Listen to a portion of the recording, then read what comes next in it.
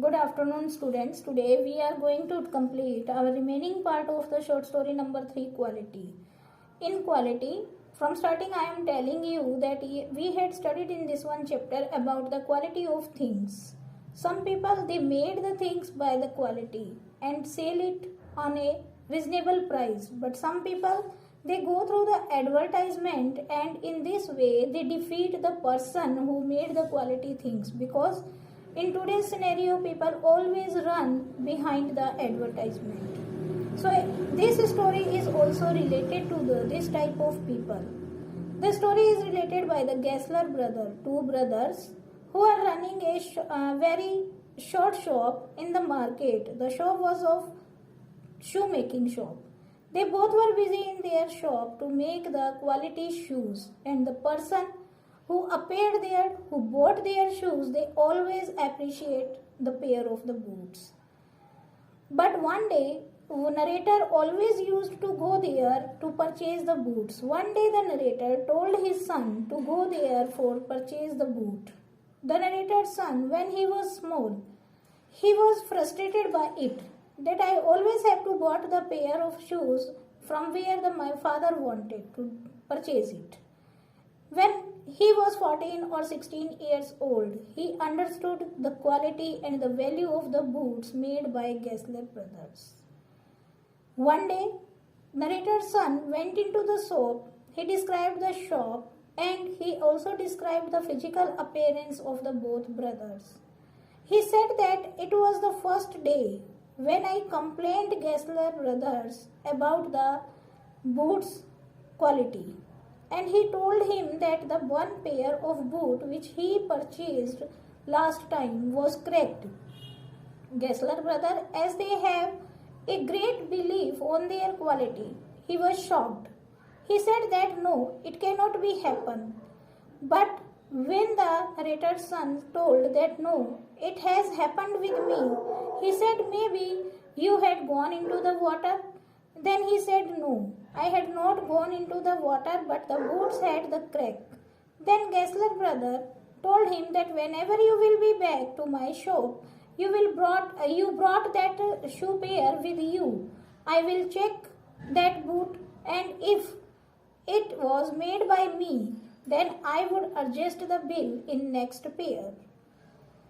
When the narrator's son brought that shoe pair with him, Gessler brothers instantly recognized and said that these pairs was not ours. But the narrator said that no, it is yours. Then the Gessler brother replied him very calmly. He has no anger in the tone.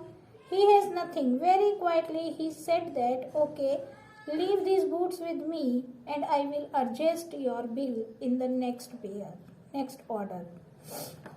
Now, first time he was telling about his business to the narrator's son. He was talking to him. He said, it would you dear, he said, those big worms away no self-respect dress, and then, as if something had given way within him, he spoke long and bitterly. It was the only time I ever heard him discuss the conditions and hardships of his trade. He said that it hurt you, dear. I will do with it something, and it have no self-respect. The narrator's son said that it was the first time when he was discussing about the condition and hardship of his business.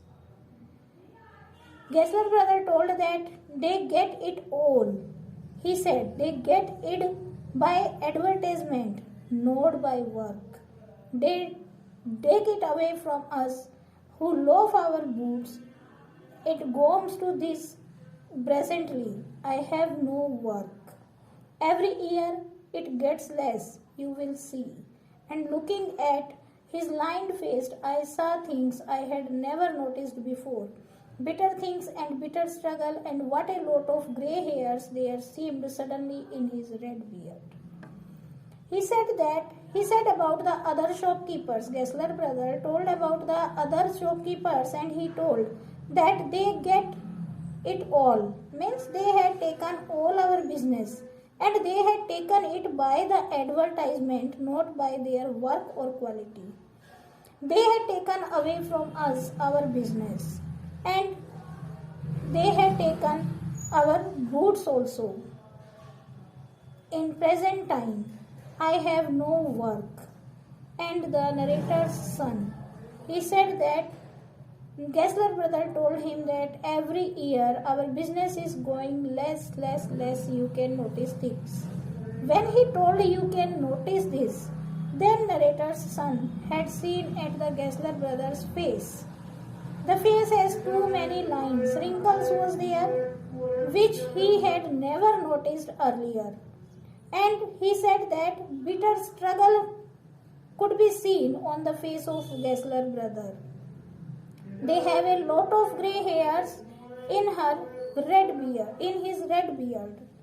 As best I could, I explained the circumstances of the purchase of those ill-omened boots, but his face and voice made so deep impression that during the next few minutes I ordered many pairs. Nemesis fell, they lasted more terribly than ever, and I was not able consequently to go to him for nearly 2 years. The son of narrator told that he has explained as best as he could about the circumstances, about the condition of his business, and he said that he never made ill-mannered boots, or we can say the bad materials boots, but the voice and his face left a great impression on the narrator's son's heart, that within a second narrator's son had ordered so many pairs for him to the Gessler brothers. He had ordered so many pairs that he had no need to be in their shop after these nearly 2 years. When at last I went, I was surprised to find that outside one of the 2 little windows of his shop, another name was painted. Also that of a bootmaker making of coats for the royal family.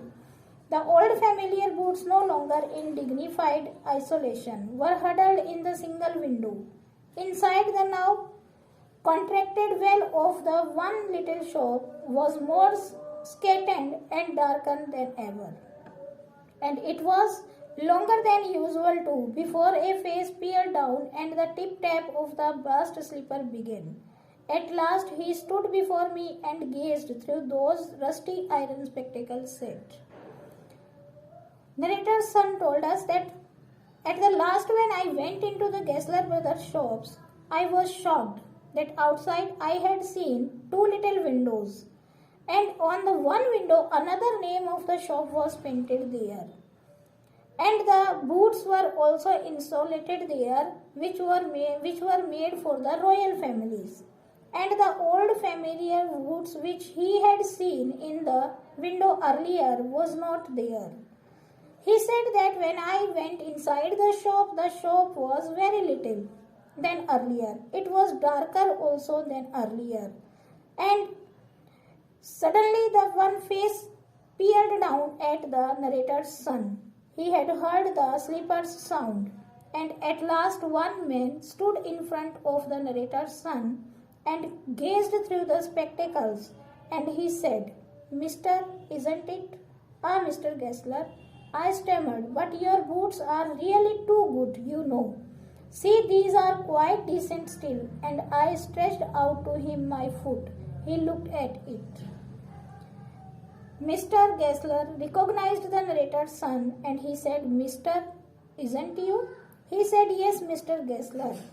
And he said that your boots are really very good, and you know it very well. He said that, "See, look at these boots.